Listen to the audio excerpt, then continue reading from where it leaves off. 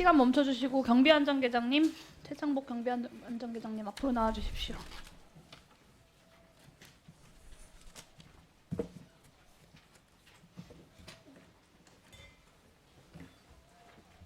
네. 국회가 계엄 해제를 의결하면 헌법에 따라 대통령은 즉각 계엄 해제를 해야 합니다. 내란숙의 윤석열이 3시간 반을 더 버틴 후에야 이제 그 계엄을 해제를 했어요. 그 시간 동안 뭘 했냐? 2차 계엄을 준비한 것 같습니다. 오늘 본회의에서 관련된 문건도 공개가 된다고 하던데요.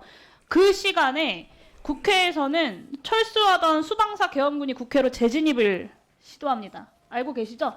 7명 정도가 밖에서 있었던 걸 알고 있습니다. 네, 1시 46분경에 국회 경비부대장이 다시 지금 현 시간 7문 쪽에서 군부대 들어오려고 하는데 확인 부탁드린다라고 이야기하니까 안전계장이 군 관련자 진입 조치하라라고 이야기합니다. 국회가 계엄 해제를 의결한 상황이었습니다. 아무리 아둔한 지휘관이라고 해도 그 상황에서 수방사 병력을 다시 국회로 진입시킨다라는 것은 2차 계엄을 염두에 두지 않고는 불가능한 판단이라고 저는 생각합니다. 다시 재진입시킨 거 누구의 판단이었습니까? 본인의 판단이었습니까? 위에서 지시가 있었습니까? 제 판단은 아니었습니다만은 누구의 지시가 있었습니까? 그것까지는 정확히 기억 못하겠습니다. 기억 못하십니까? 청장님일 것으로 생각을 하는데요. 현장에 서울청장이 현장에 있었습니까? 예, 저희 등 뒤에 계셨습니다. 네, 그래서 3m 구두로 정도 지시를 떨어져 했을 것이다라는 거죠, 있습니다. 예, 청장이. 그렇습니다. 네, 윤석열이 국회 하나 못 막냐라는 질책을 하면서 결심실에 들어갔다라는 이야기가 있으니 계엄군으로 국회를 진압하고 계획을 하고 있다라는 합리적인 의심을 할 수밖에 없습니다.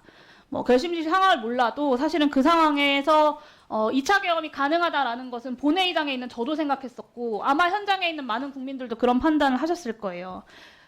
근데 경찰이 그냥 군인들에게 계엄 해제 의결 이후에 다시 국회의 문을 열어준 겁니다. 그게 말이 된다고 생각하십니까? 의원님, 그 바로 직전에 군인들이 돌아가기 위해서 차를 타러 지금 모이고 있다는 무전이 나옵니다. 아마 저도 비슷하게 생각을 했고. 네, 5분 전에 나갔던 군인들이 재진입한다는 경비부대장의 무전이 있었잖아요. 그리고 5분 동안 말 없다가 다시 물어보니까 그렇게 대답하신 거잖아요. 진입 허가하라고.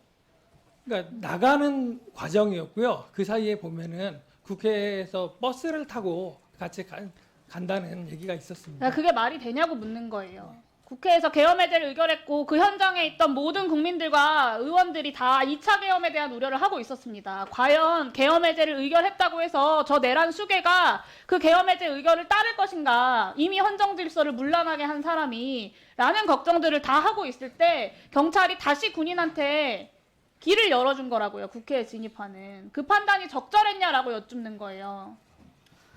의원님, 제가 또 말씀 좀 드려도 될까요? 아니요, 괜찮습니다. 저는 군인들이 당시 무장하고 있었고 그 상황에서 경찰이 국회 경비대장이 애초에 국회를 틀어 막은 거 그리고 헬기에서 떨어지는 군인들을 보고만 있었던 것도 황당하지만 그 계엄 해제 의결 이후에 군인들의 재진입을 경찰이 다시 허락한 것도 정말 납득하기가 어렵다라고 생각하고요. 2차 쿠데타 시도가 있을 수 있다는 것을 모든 국민들이 뻔히 알고 있을 만큼 우려가 되는 상황에서 군인들을 다시 들어가게 한 것이고 저는 경찰들 역시 어디까지 알고 있었고 무엇을 결정했던 것인지 끝까지 진상규명 필요하다고 생각합니다. 국회 국정조사가 광범위한 규모로 많은 진상을 규명할 수 있도록 열려야 된다는 말씀 마지막으로 드립니다. 이상입니다. 네.